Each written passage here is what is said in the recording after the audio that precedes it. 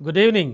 ఆ యుద్ధం ముగిసినట్టే అనిపిస్తోంది. అంతా ఓకే అనుకునే లోపు మళ్ళీ మొదటికొస్తోంది.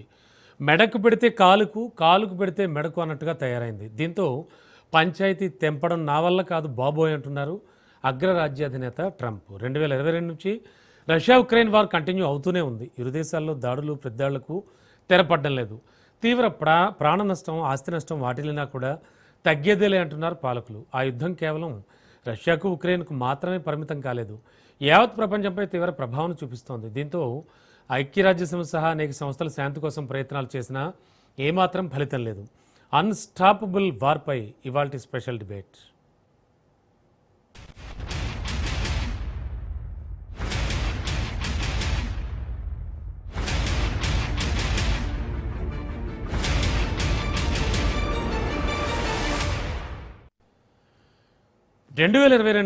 ఫిబ్రవరి 24 నుంచి రష్యా ఉక్రెయిన్ మధ్య యుద్ధం కొనసాగుతూనే ఉంది.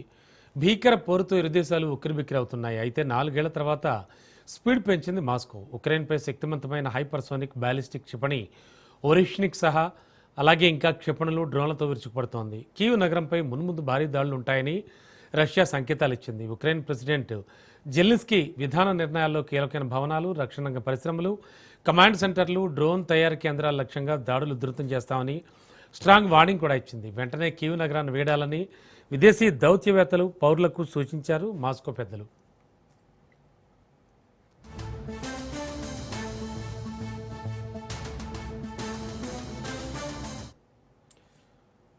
రష్యా విదేశాంగ మంత్రి సెర్జీ లావ్రోవ్, అమెరికా విదేశాంగ మంత్రి మార్కో రూబియో ఫోన్లో మాట్లాడుకున్నారు.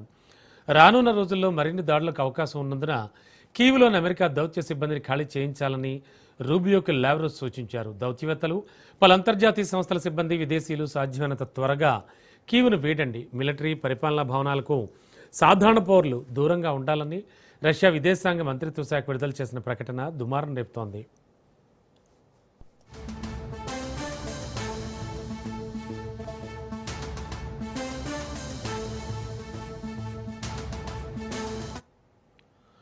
రెడ్ స్క్వేర్ వద్ద మిలిటరీ పరేడ్కి ఏవైనా అంతరాయాలు కలిగించాలని యత్నిస్తే కీవ్పై భారీ దాడులు ఉంటాయని మే నెల ప్రారంభంలో రష్యా దేశాధ్యక్షుడు పుతిన్ హెచ్చరించారు. బెదిరింపులకు తలొగ్గబోమని ఉక్రెయిన్ ప్రెసిడెంట్ జెలెన్స్కీ తేల్చి చెప్తున్నారు. దీంతో నువ్వా నేనా అన్నట్టుగా యుద్ధ వాతావరణం నెలకొంది. వార్ కంటిన్యూ అయితే భవిష్యత్తులో పెనుముప్పు తప్పదంటున్నారు రాజకీయ విశ్లేషకులు. దీంతో అందరి దృష్టి అన్స్టాపబుల్ వార్ పైనే పడింది.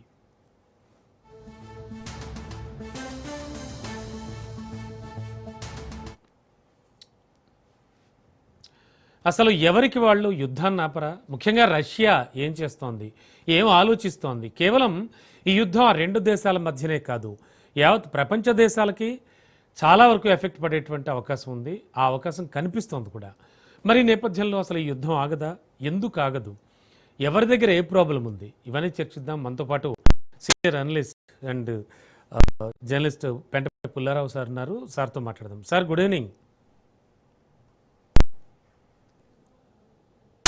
Good evening sir, actually America అధ్యక్షుడు ట్రంప్ని ప్రపంచ దేశాలన్నీ దుమ్మెత్తి పోస్తూ ఉంటాయి, ఏవైనా కొత్త కొత్త విధాన నిర్ణయాలు, కొత్త కొత్త తిక్క పనులు చేస్తూ ఉంటాడని. కానీ రష్యా అధ్యక్షుడు చేస్తున్నది ఏంటి సార్? ఎందుకని ఈ వార్ ఆగటం లేదు? అన్స్టాపబుల్ వార్గా అయిపోయింది. ఏనాటి ఫిబ్రవరి 24 సార్, సంవత్సరాల తరబడి సాగుతూనే ఉంది. ఏం జరుగుతోందంటారు? ఇది చాలా మంచి పాఠం ప్రపంచానికి అందరికీ. మన సింధూరు గత సంవత్సరంలో జరిగినప్పుడు 2 రోజుల్లో మన దేశం యుద్ధం ఆప్ చేస్తే ఎందుకు ఆప్ చేశారని చాలా మంది విమర్శించారు. ఆగకపోతే యుద్ధాలు అలా వెళ్ళిపోతాయి, అవుట్ ఆఫ్ కంట్రోల్ అయిపోతుంది, ఎక్కడికి వెళ్తాడో ఎవరికి తెలియదు, యుద్ధం స్టార్ట్ చేసినోడే ఓడిపోతాడు. అది రష్యా ఫిబ్రవరిలో మీరు చెప్పినట్టుగా 2022లో స్టార్ట్ చేసింది. అవునండి. ఇంతవరకు వస్తుంది అనుకోలేదు, వారం 10 రోజులు అయిపోతుందంటే అంతవరకు వచ్చి అందరు 2 విషయాలు మర్చిపోతారు.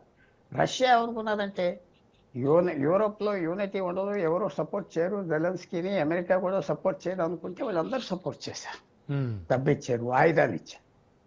రెండోది ఇంకోటి కూడా అందరూ మర్చిపోయారు, యుక్రెయిన్ అప్పుడు రష్యాతో ఒక భాగంగా ఉండేది.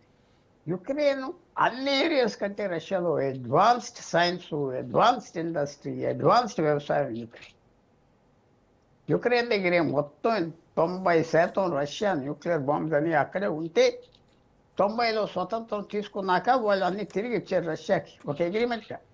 అణు ఆయుధాలన్నీ మీకు ఇచ్చేస్తున్నాం, మా మీద వాడకూడదు, అయ్యో రాసి ఇచ్చారు. యుక్రెయిన్ అంత అడ్వాన్స్డ్ ప్లేస్. వాళ్ళు యుద్ధం మొదలుపెట్టాక ఎవరంత ఆగుతారు అనుకోలేరు, కానీ వాళ్ళు అడ్జస్ట్ అయిపోయారు. సహాయంతో విశేషంగా యుద్ధం చేస్తున్నారు. డ్రోన్ టెక్నాలజీ తీసుకొచ్చారు. ఇది వేరే రకమైన వార్ఫేర్ చేసి వాళ్ళు ఇంతవరకు తీసుకొచ్చారు. రష్యాకి ఏమైందంటే ఎలాగో ఆప్ చేయాలి.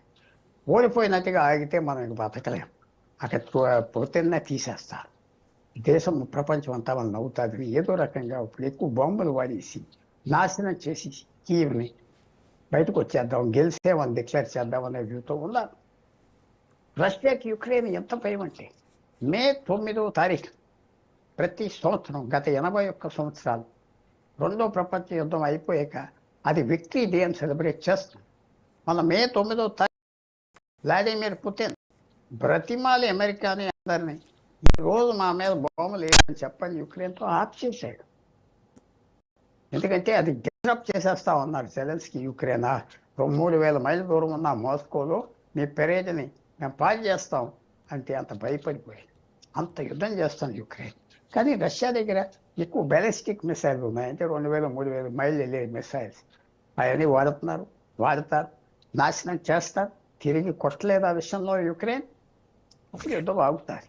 ఏదో పెద్ద స్టైల్లో ఆప్ చేయాలని యుద్ధం పుతిన్ చేస్తున్నారు. ఓడిపోయిన యుద్ధం గెలిసేమని చెప్పుకోవటానికి చేసే ప్రయత్నం చేశారు. సార్, ఇక్కడ ఒక ఈగోయిస్టిక్ ప్రాబ్లం, అంటే కేవలం ఈగోనే పెద్దగా ప్లే చేస్తోందంటారా గేము? ఈగోయే కాదు. రష్యాకి అప్పుడు వ్లాదిమిర్ పుతిన్ ప్రెసిడెంట్ దాదాపు 90లో అవ్వాడు. 2000 నుంచి ఫుల్ కంట్రోల్లో ఉన్నారు. ప్రెసిడెంట్ అవ్వలేదు, 90లో దిగాడు పాలిటిక్స్లో.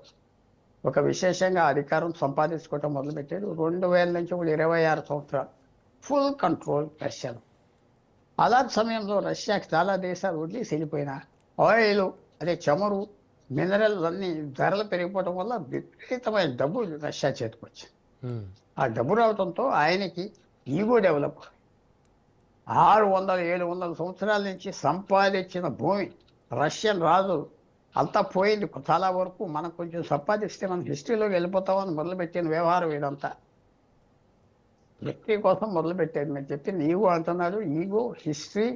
ఆయన మెగలోమేనియాక్ అంటే చాలా పెద్ద మనిషి. అది యుక్రెయిన్ కొన్ని ఏరియాస్ సంపాదిద్దాం, పాత రష్యా ఏరియాస్ మనకి ఇది ఉంటుంది, అది ఉంటుంది, సింపుల్గా అయిపోతుంది, పేరు ఉంటుంది అంటే ఇలా దిగాడు. గత 4 సంవత్సరాలు ఆ వచ్చిన డబ్బు అంతా ఇక్కడ తగలబెట్టాడు. లక్షల మంది చచ్చిపోయారు రష్యా, లక్షల మంది. కానీ రష్యాలో ఏంటంటే ఇలాగా యుద్ధాలు చేసి చచ్చిపోవటం అలవాటు. నేను అనే మాట చాలా క్రూయల్గా అంటలేదు, అలవాటు. రెండో ప్రపంచ యుద్ధంలో 1942లో స్టార్ట్ అవి వాళ్ళు అప్పుడే దిగారు. 45 వరకు 1 కోటి మంది చచ్చిపోయారు అంటారు రష్యా. 1 కోటి మంది చచ్చిపోయినా 50 లక్షల మంది చచ్చిపోయారు. అలాగే ఆఫ్ఘనిస్తాన్లో 1 సంవత్సరం యుద్ధం చేశారు, 25,000 మంది చచ్చిపోయారు, వదిలేసి వచ్చేసారు. ఎంతో దూరం కాదు, 1989లో. రష్యాకి ఇది పేట్రియాటిజం అని, దేశానికి చచ్చిపోవటం అదే గొప్ప అని, యుద్ధాలకు వెళ్తాం రావటం, ఆ టెండెన్సీ ఇక్కడ పుతిన్ తీసుకొచ్చాడు. కానీ ఇది ఇక్కడ పని చేయలేదు. ఎస్, యుక్రెయిన్ నాశనం చేస్తాడు ఈ మిసైల్స్ పెట్టి యుద్ధం గెలిచేవాడు. ఇప్పుడు ఇంకో విషయం ఏంటంటే అమెరికా పూర్తిగా ఇరాన్ విషయంలో, యుద్ధం విషయంలో డిస్ట్రాక్ట్ అయిపోయి ఉన్నది. ఇది ఒక మంచి సమయం రష్యా ఇష్టం వచ్చిన పని చేసేటానికి. రష్యా చేస్తుంది. పెద్ద వాళ్ళ దగ్గర ఉన్న వెపన్స్ వరకు వాడిని వాడేస్తుంది. ఏదో రకంగా అంచేద్దాం, ఖాళీ చేసేయండి, ఊరిని నాశనం చేస్తాం, గెలిసాం అని చెప్పుకోవటానికి. అది చూడాలి ఇప్పుడు ఎలా రియాక్ట్ అవుతారో. జెలెన్స్కీ వాళ్ళు చిన్న దేశం, అంత డబ్బు లేదు. అమెరికా సాయం చేయటం మానేసింది ట్రంప్ ప్రెసిడెంట్ అవ్వాక. అప్పటి వరకు బాగా సాయం చేశారు. నేను అనుకుంటున్నా రష్యా బాగా అటాక్ చేసి చాలా కీవ్ అనే క్యాపిటల్ పాడు చేసేసాక అందరు పారిపోయాక ఇప్పుడు సరే శాంతి ఒప్పుకుంటామని